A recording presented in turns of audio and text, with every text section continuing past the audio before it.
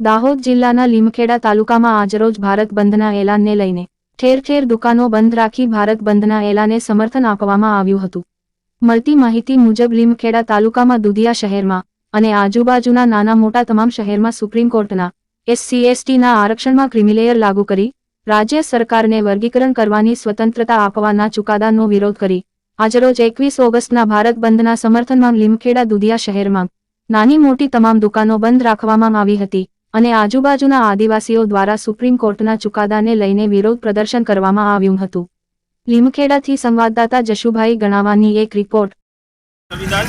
જય જોહાર।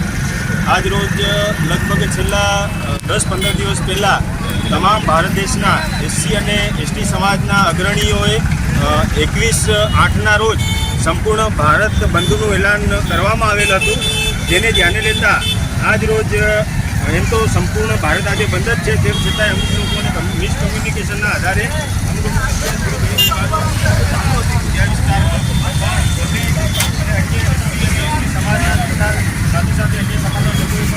સમર્થન આપતા જે દુકાનો ખુલ્લી હતી, બજાર ખુલ્લા હતા, એ લોકોને અમે નમ્ર વિનંતી કરી અને એ લોકોએ અમારી વિનંતીને માન આપીને કે અમારી સજેશનને માન આપીને આજે આપણું દુધિયા બજાર સદંતર જડબે સલાક બંધ રાખવામાં આવેલ છે। જય જોહાર, જય આદિવાસી, જય સંવિધાન, જય ભારત।